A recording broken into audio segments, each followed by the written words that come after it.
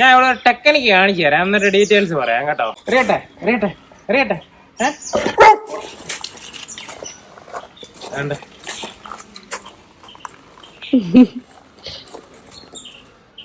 അവര് അവിടെ സെർച്ച് ചെയ്തോണ്ടിരിക്കുവാണ്. തിരിച്ചു വന്നു. സെർച്ച് സെർച്ച് ഇല്ല, അവിടെ ഉണ്ട്. സെർച്ച്. അതിനിടയ്ക്ക് ഫിസിക്കൽ ആക്ടിവിറ്റി നടക്കുന്നുണ്ട്, റണ്ണിങ് എല്ലാം ഉണ്ട്, സെർച്ചിങ് നടക്കുന്നുണ്ട്. സംഭവം ഞാൻ എന്തോ അങ്ങോട്ട് ഇറങ്ങി, അവിടെ വീഴുന്ന സൗണ്ടും കേട്ടു. ബോളിന്റെ ഇടയ്ക്ക് കല്ലുണ്ടായിരുന്നു, അവിടെ പന്ത് എക്സ്പെക്ട് ചെയ്തിട്ടാണ് ചെന്നത്. സെർച്ച് അവിടെ ഉണ്ട്, എന്റെ കയ്യിലില്ല, എന്റെ കയ്യിലില്ല, അവിടെ ഉണ്ട്. സെർച്ച് അവള് കണ്ടുപിടിച്ചു കേട്ടോ. അവളുടെ അടുത്ത് ആ നമ്പർ ഏറ്റില്ല കേട്ടോ, പക്ഷെ അത് അവള് മറ്റേത് പോയിട്ടുണ്ട് കേട്ടോ. സെർച്ച് ഇപ്പൊക്ക് ഇച്ചിരി കൂടെ ബുദ്ധി ഉണ്ടായിരുന്നു. സെർച്ച് എന്റെ കയ്യിലില്ല.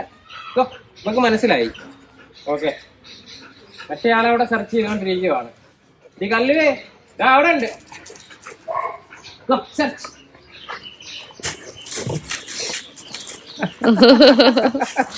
ബുദ്ധി ഉണ്ടെന്ന് മനസ്സിലായല്ലോ. ഓക്കെ, കൂടുതൽ ഡീറ്റെയിൽസ് പറയാം. ഈ ഹൈപ്പർ ആക്റ്റീവ് ആയിട്ടുള്ള കുട്ടികളുടെ കാര്യം സ്കൂളിൽ ടീച്ചേഴ്സ് പറയാറുണ്ട്, പേരൻസ് പറയാറുണ്ട്, ഡോഗ്സിന്റെ കാര്യം ഡോഗ് ഓണേഴ്സും പറയാറുണ്ട്. എപ്പോഴാണ് ഈ വേർഡ് നമ്മൾ പറയാൻ തുടങ്ങുന്നത്? ഡോഗ് നല്ല എനർജറ്റിക് ആവുമ്പോഴും നമ്മൾ പറയുന്നതൊന്നും കൺട്രോളിൽ നിൽക്കാതെ ഇവര് ഭയങ്കരമായിട്ട് ഇങ്ങനെ കളിച്ച് നടക്കും. നമുക്ക് കളിപ്പിക്കാൻ പറ്റിയില്ല എന്നുണ്ടെങ്കിൽ ഇവര് കുരുത്തക്കേടുകളിലോട്ട് കിടക്കും, സാധനങ്ങൾ നശിപ്പിച്ചു തുടങ്ങും, മറ്റുള്ള ഡോഗ്സിനെ കുട്ടികളെയൊക്കെ ശല്യപ്പെടുത്തി തുടങ്ങും. അങ്ങനെ മൊത്തത്തിൽ നമുക്കൊരു തലവേദനയാകുമ്പോഴാണ് നമ്മൾ അധികവും ഈ വേർഡ് യൂസ് ചെയ്യുന്നത്. ഇപ്പൊ മനുഷ്യരുടെ കാര്യത്തിലാണെന്നുണ്ടെങ്കിൽ ADHD എന്ന് പറയും, attention deficit hyper active disorder, ഒരു അസുഖമായിട്ടാണ് ഇതിനെ കണക്കാക്കുന്നത്. ഡോഗ്സിനാണെന്നുണ്ടെങ്കിലും ADHD എന്നൊക്കെ പറഞ്ഞിട്ട്, അതായത് നല്ല ഹൈപ്പർ ആക്റ്റീവ് ആയിരിക്കും, ഡോഗിന് ഒരു അറ്റൻഷൻ കാണത്തില്ല. ഒരു കാര്യം ഇപ്പൊ സിറ്റോ ഡൗണോ ഒക്കെ പഠിപ്പിക്കാൻ നോക്കി കഴിയുമ്പോൾ ഇവരുടെ ഫോക്കസ് വേറെ എവിടെയെങ്കിലും ഒക്കെ ഇങ്ങനെ മാറി നടക്കും. കുട്ടികളുടെ കാര്യത്തിലാണെന്നുണ്ടെങ്കിൽ സ്കൂളിൽ ഇതൊരു ഇഷ്യൂ ആയിട്ട് വരാറുണ്ട്. ക്ലാസ്സിൽ പിടിച്ചിരുത്തുമ്പോൾ കുട്ടികൾ ഇങ്ങനെ എന്താ തെറിച്ച് നിൽക്കും. ചില കുട്ടികൾ നോക്കി കഴിഞ്ഞാൽ കാല് ഇങ്ങനെ താഴെയിട്ട് ഇങ്ങനെ അടിച്ചുകൊണ്ടിരിക്കത്തില്ലേ. അപ്പൊ അവര് എപ്പോഴും ആ ഒരു എനർജി ഹൈ ആയിട്ട് നിൽക്കുന്നതാണ്. ഇപ്പൊ നമ്മളിവിടെ അതിന് ട്രൈ ചെയ്തോണ്ടിരിക്കുകയാണ് കേട്ടോ.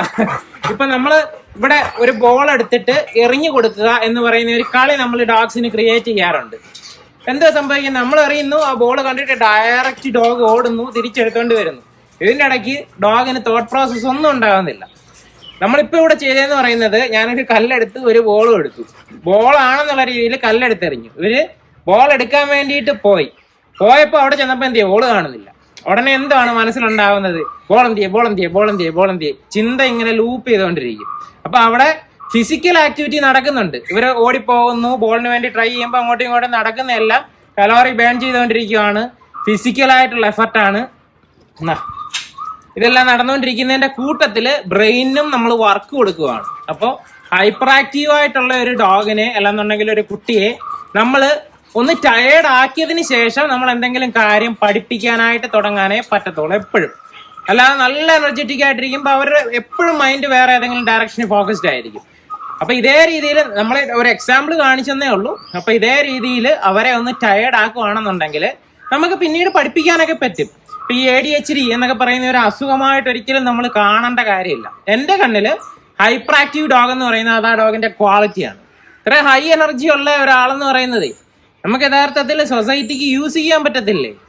നമുക്ക് ഫാമിലിയിൽ യൂസ് ചെയ്യാം, അതേപോലെ തന്നെ അവർക്ക് പേഴ്സണലി ഒരുപാട് കാര്യങ്ങൾ ചെയ്യാൻ പറ്റും. എല്ലാ വിധത്തിലും നോക്കിക്കഴിഞ്ഞാൽ ഇതൊരു ക്വാളിറ്റിയാണ്. നമ്മളെക്കാട്ടിൽ കൂടുതൽ അവർക്ക് എനർജി ഉണ്ട് എന്ന് പറയുന്നത് നമ്മളാണ് പറയുന്നത് അതിന് ഓർമ്മല്ലെന്നുള്ളത്. ആക്ച്വലി എന്തുവാണ് അത്? ഒരു സംഭവമാണ്. ആ സംഭവത്തിന് നമ്മൾ എങ്ങനെയൊക്കെ ഇത് യൂസ് ചെയ്യണം എന്നുള്ളത് അവരെ പഠിപ്പിക്കുകയാണെന്നുണ്ടെങ്കിൽ നമ്മളെക്കാട്ടി ഉയരങ്ങളിലോട്ട് പോകേണ്ടവരെയാണ് നമ്മൾ രോഗാവസ്ഥയായിട്ടൊക്കെ കണ്ടിട്ട് സപ്രസ് ചെയ്യാൻ നോക്കുക. അവിടെ ഹൈപ്പർ ആക്റ്റീവ് ആയിട്ടുള്ള ഒരു ഡോഗിനെ, കുട്ടിയൊക്കെ നമ്മൾ കൺട്രോൾ ചെയ്യാനല്ലേ നോക്കുന്നത്. കൺട്രോൾ ചെയ്യാൻ നോക്കിക്കഴിഞ്ഞാൽ അവിടെ റിസൾട്ട് ഉണ്ടാകത്തില്ല. പകരം അവരുടെ എനർജി ചാനലൈസ് ചെയ്ത് പല കാര്യങ്ങൾക്ക് വേണ്ടി യൂസ് ചെയ്ത് അതിനൊരു പാറ്റേൺ ഉണ്ടാക്കണം, ഒരു ഹാബിറ്റ് ഫോം ചെയ്ത് കൊടുക്കണം, അവർക്ക് ഹോബീസ് ഡെവലപ്പ് ചെയ്ത് കൊടുക്കണം. ഇതെല്ലാം ചെയ്യുകയാണെന്നുണ്ടെങ്കിൽ അവർ ടയേർഡ് ആവും. നമ്മൾ തന്നെ ഒന്ന് ആലോചിച്ച് നോക്കുക. നമ്മൾ നല്ല നമ്മൾ ജിമ്മിലൊക്കെ പോയി നല്ലോണം വർക്കൗട്ട് ചെയ്ത് നിന്ന് കഴിഞ്ഞാൽ നമ്മൾ ആ ദിവസം നല്ല എനർജറ്റിക് ആയിരിക്കും. ചിലപ്പോൾ മൈൻഡിന്റെ വർക്കാണ് ചെയ്യുന്നത്. ഓഫീസ് ജോബ് ചെയ്യുന്നു, എന്തെങ്കിലും എല്ലാം ടൈപ്പ് ചെയ്യുന്നു, എല്ലാം കഴിഞ്ഞിട്ട് വീട്ടിൽ വന്നു കഴിഞ്ഞാൽ നല്ല ടയേർഡ് ആയിരിക്കത്തില്ല. എങ്ങനെയും കയറി കിടന്നാൽ മതി എന്നുള്ള ഒരു അവസ്ഥയായിരിക്കും. അപ്പൊ ഇതൊരു ബാലൻസ്ഡ് ആയിട്ടാണ് വേണ്ടത്. അപ്പൊ ഈ ഹൈപ്പർ ആക്റ്റീവ് ഡോഗിനെ നമ്മൾ എങ്ങനെ ഡീൽ ചെയ്യണം എന്നുള്ളത് ഞാൻ ഇതിനകത്തൊന്ന് പറഞ്ഞേക്കാം. ഞാൻ ഇത്രയും നീട്ടി പറഞ്ഞതെന്ന് വെച്ച് കഴിഞ്ഞാൽ ഇത് മനുഷ്യർക്കും ഡോഗ്സിനും ബെനിഫിഷ്യൽ ആയിട്ടുള്ള ഒരു കാര്യമാണ്. വീണ്ടും ഇവിടെ വെച്ച് കഴിഞ്ഞാൽ അവള് വീണ്ടും ആക്റ്റീവാണ്. ഇതെങ്ങനെ എടുക്കണം, ഇതെങ്ങനെ എടുക്കണം, നമ്മൾ ആ ചിന്തകളാണ് ഡോഗ്സിന് ഇട്ട് കൊടുക്കേണ്ടത് എപ്പോഴും. ജസ്റ്റ് ഫുഡൊന്ന് വെച്ച് കൊടുക്കുകയും നമ്മൾ കഴിക്കാൻ പറയാൻ ചെയ്ത് കഴിഞ്ഞാൽ ഒറ്റ സെക്കൻഡ് കൊണ്ട് കഴിക്കും, തീരും പോകും. അതിന് വരെ ഈ ഫുഡൊന്ന് ഒളിപ്പിച്ച് വെച്ച് കൊടുത്തു കഴിഞ്ഞാലും അവിടെ എന്താണ് ഈ പറയുന്നത് പോലെ തന്നെ ചിന്തകൾ നടക്കുന്നുണ്ട്. എവിടെ ആ ഫുഡ് സെർച്ചിങ്. അപ്പൊ ആ ഒരു കാര്യം നടക്കും. രാവിലെ എഴുന്നേറ്റ് എക്സർസൈസിനകത്ത് ഈ പറഞ്ഞതുപോലെ തന്നെ 2 കാര്യങ്ങൾ നമ്മൾ മിക്സ് ചെയ്തിടണം. ബ്രെയിൻ ആക്ടിവിറ്റിയും അതേപോലെ തന്നെ ഫിസിക്കൽ ആക്ടിവിറ്റിയും. അത്യാവശ്യം നന്നായിട്ടൊന്ന് ക്ഷീണിപ്പിക്കുക. പിന്നെ നമ്മൾ സ്കിപ്പ് ചെയ്ത് പോകുന്ന കാര്യം ഫുഡാണ്. ഡോഗിന് കൊടുക്കുന്ന ഡയറ്റ് എന്ന് പറയുന്നത് അവർക്ക് ഒരുപാട് എനർജി ഇങ്ങനെ അക്യുമുലേറ്റ് ചെയ്യാനായിട്ട് കാരണമാകുന്ന വിധത്തിലാവരുത്. നമ്മൾ ഇപ്പൊ എന്താണ് ഒരുപാട് ചോറും കുറച്ച് പ്രോട്ടീനും അങ്ങനെയൊക്കെ കൊടുക്കുകയാണെന്നുണ്ടെങ്കിൽ ഒരു ബാലൻസ്ഡ് ഡയറ്റ് ആണെന്ന് നമുക്ക് പറയാൻ പറ്റത്തില്ല. ഒരുപാട് എനർജി എന്താണ് അതിനകത്ത് നിന്ന് ഉത്പാദിപ്പിക്കപ്പെടും. റൈസ്, ഷുഗർ അതുപോലെയൊക്കെ വരുമ്പോഴത്തേന് എനർജി കണ്ടന്റ് ഭയങ്കര കൂടുതലായിരിക്കും അതിനകത്ത്. അപ്പൊ അതിനനുസരിച്ച് ഡോഗിന്റെ ഹൈപ്പർ ആക്ടിവിറ്റിയും കൂടി വരും. കാർബ് അതേപോലുള്ള സാധനങ്ങൾ വേണമെങ്കിൽ ഇടാം. ഫാറ്റ്, പ്രോട്ടീൻ, ഫൈബർ ഇതെല്ലാം കൂടെ മിക്സ് ആയിട്ട് കറക്റ്റ് ആയിട്ട് വരുവാണെന്നുണ്ടെങ്കിൽ ഒരു വിധത്തിൽ പെട്ട ഡോഗ്സിന്റെ ഒക്കെ ഡയറ്റ് എന്ന് പറയുന്നത് ബാലൻസ്ഡ് ആയിരിക്കും. ഡോഗ് ഫുഡിൽ അങ്ങനെയാണെന്നാണ് അവകാശപ്പെടുന്നത്. അല്ല, അത് പറ്റത്തില്ല എന്നുണ്ടെങ്കിൽ നിങ്ങൾക്ക് തീർച്ചയായിട്ടും എന്താണ് വീട്ടിൽ കൊടുക്കുന്ന ഫുഡിനകത്ത് കുറച്ച് റൈസ്, കുറച്ച് പ്രോട്ടീൻ, ഫൈബർ എല്ലാം കൂടെ വരുന്ന വിധത്തിൽ മിക്സ് ആക്കി നമുക്ക് കൊടുക്കാം. അതായത് വെജിറ്റബിൾസ് ഒക്കെ ആഡ് ചെയ്യുമ്പോഴത്തേനും ഫൈബറും എല്ലാം കിട്ടുന്നുണ്ട്. മൂന്നാമത്തെ കാര്യം എന്ന് പറയുന്നതാണ് അവർക്ക് ഒരു ഹോബി നമ്മൾ ഉണ്ടാക്കി കൊടുക്കണം. അപ്പൊ എപ്പോഴും നമ്മളെ ഒരു പ്രസൻസ് ഉണ്ടായിരിക്കത്തില്ല. നല്ലോണം ടയേർഡായി ബ്രെയിനും ടയേർഡ് ആണെന്നുണ്ടെങ്കിൽ അവർ റെസ്റ്റ് എടുത്ത് ഉറങ്ങത്തതേ ഉള്ളൂ. ഫിസിക്കലി മാത്രം ടയേർഡ് ആണെന്നുണ്ടെങ്കിൽ ചിലപ്പോൾ ഉണർന്നിരിക്കുക എന്തെങ്കിലുമൊക്കെ കിടന്നുകൊണ്ട് ചെയ്യാവുന്ന കാര്യങ്ങളൊക്കെ ചെയ്തുകൊണ്ടിരിക്കുകയും ചെയ്യും. അപ്പൊ ഇത് രണ്ടും കൂടെ നമുക്ക് ചെയ്യാൻ പറ്റുന്നില്ല എന്നുണ്ടെങ്കിൽ ഹോബീസ് വരണം. ഹോബീസ് എന്ന് പറയുന്നതിനാണ് നമ്മൾ പസിൽ ടോയ്സ് അല്ലെന്നുണ്ടെങ്കിൽ പസിൽ ഫീഡേഴ്സ് അവിടെ ഇൻട്രൊഡ്യൂസ് ചെയ്യാനായിട്ട് പറ്റും. ഹൈപ്പർ ആക്റ്റീവ് ആണ് എന്ന് നിങ്ങൾക്ക് തോന്നുന്ന ഡോഗ്സിനെ ഒരു 1.5 വയസ്സ് വരെങ്കിലും അവരെ ഒറ്റയ്ക്ക് അങ്ങ് വിടാതിരിക്കുക. ഒറ്റയ്ക്ക് വിട്ട് കഴിഞ്ഞാൽ എന്താ പ്രോബ്ലം?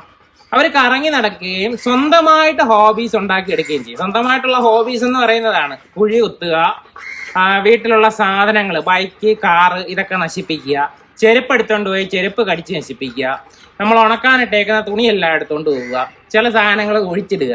അപ്പൊ ഇതെല്ലാം നമുക്ക് നെഗറ്റീവ് ആയിരിക്കും. നമുക്ക് ഈ ഡോഗിനോടുള്ള ദേഷ്യം നമ്മൾ അറിയാതെ തന്നെ കൂടി വരികയും ചെയ്യും. ഇതൊരു തലവേദനയാണെന്ന് തോന്നുകയും എവിടെങ്കിലും കൊണ്ട് ലാസ്റ്റ് പോവുകയും ചെയ്യും. നമ്മൾ ആദ്യമേ ചെയ്യേണ്ടത് ഇതാണ്. ഈ ഡോഗ്സിനെ ഈ ഏജിലൊന്നും നിങ്ങളുടെ പ്രസൻസിലല്ലാതെ അവരെ ഫ്രീ ആയിട്ട് വിടാതിരിക്കുക. നിങ്ങളുള്ള സമയത്ത് ഞാൻ പറഞ്ഞ രീതിയിൽ എക്സർസൈസ് ചെയ്ത് ടയേർഡ് ആക്കുക. എന്നിട്ട് വേണമെങ്കിൽ ഫ്രീ ആയിട്ട് വിടാം. നമ്മുടെ ആബ്സെൻസിൽ അവർക്ക് അവരുടെ ലൈഫ് തന്നെ ആയിരിക്കും. ഡോഗ്സ് ജീവിക്കുന്ന പ്രസന്റിലാണ്.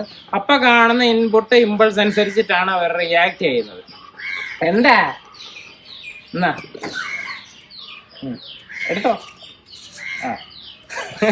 ഇത്രയും നേരം ഇരുന്ന് കഥ കേട്ടോണ്ടിരുന്നേ കേട്ടോ. ഇവള് ഹൈപ്പർ ആക്റ്റീവ് ഒന്നുമല്ല. പക്ഷെ നിങ്ങൾ ഇവളുടെ കുഞ്ഞിലത്തെ വീഡിയോ എടുത്ത് നോക്കിക്കോളുക. ഇവള് ഹൈപ്പർ ആക്റ്റീവ് ആയിട്ടുള്ളത് കാണിച്ചിട്ടുണ്ട്. ഹാപ്പിയുടെ വീഡിയോ എടുത്ത് നോക്കിയ ഹാപ്പി ഇപ്പൊ ഒട്ടും ഹൈപ്പർ അല്ല. പക്ഷെ ഹൈപ്പർ ആക്റ്റീവ് ആയിട്ടുള്ള രീതിയിൽ അവള് നല്ല ഇവള് അന്നും ഇന്നും ഹൈപ്പർ ആക്റ്റീവ് തന്നെയാണ്.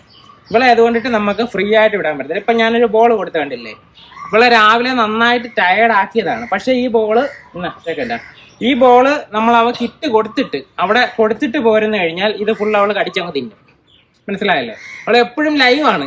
എല്ലാ കാര്യം ഇങ്ങനെ എന്തെങ്കിലും ചെയ്തിരിക്കും. ഒരു സാധനം ഉണ്ടെന്നുണ്ടെങ്കിൽ നമ്മൾ കൊടുക്കുന്നത് ഇതേപോലെ ഇട്ട് കൊടുത്തിട്ട് പോകാനാണെന്നുണ്ടെങ്കിൽ കടിച്ച് പൊട്ടിക്കാൻ പറ്റാത്ത ടൈപ്പ് സാധനങ്ങളുണ്ട്. അത് വേണമെന്നുണ്ടെങ്കിൽ കൊടുക്കാം. പക്ഷെ അന്നേരം ചില ഡോഗ്സിന്റെ അപകടം എന്ന് പറഞ്ഞു കഴിഞ്ഞാൽ ഒട്ടും പറ്റുന്നില്ലെന്നുണ്ടെങ്കിൽ ഇവർ വിഴുങ്ങി കളയും.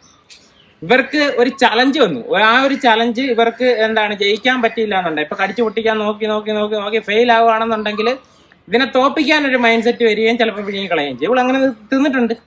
അങ്ങനെയുള്ള പല കാര്യങ്ങളും ചെയ്തിട്ടുണ്ട്. കല്ല് കടിച്ചു പൊട്ടിച്ച് വിഴുങ്ങുക ഇതെല്ലാം വരും കേട്ടാ. അപ്പം എന്തായാലും ഇപ്പം നിങ്ങളുടെ ഡോഗ് ഹൈപ്പർ ആണെന്നുണ്ടെങ്കിൽ ഈ ഒരു ലൈഫ് സ്റ്റൈൽ ഈ രീതിയിൽ മാറ്റാൻ നോക്കുക. എക്സർസൈസ് 2 രീതിയിൽ, ബ്രെയിനിനും അതേപോലെ തന്നെ ബോഡിക്കും. അതിനുശേഷം ഡോഗ്സിന് ഫുഡ്, ഡയറ്റ് ഇതെല്ലാം കൃത്യമായിട്ടുള്ള ഒരു ടൈം ടേബിൾ കൃത്യസമയത്ത് കൊടുക്കുക. ഡയറ്റിനകത്ത് തീർച്ചയായിട്ടും ബാലൻസ്ഡ് ഡയറ്റ് ആയിരിക്കണം. പ്രോട്ടീന് അതേപോലെ തന്നെ കാർബ്, ഫൈബർ, വെജിറ്റബിൾസ് ഇതെല്ലാം കൂടെ ഒരു മിക്സ് ആണെന്നുണ്ടെങ്കിൽ അവർക്ക് അതിനുള്ള ചാൻസ് കുറയും. എന്ന് വെച്ചിട്ട് അതൊരു സൊല്യൂഷൻ അല്ല. പിന്നീട് ഹോബീസ് ആണ് ഇമ്പോർട്ടൻറ്റ്.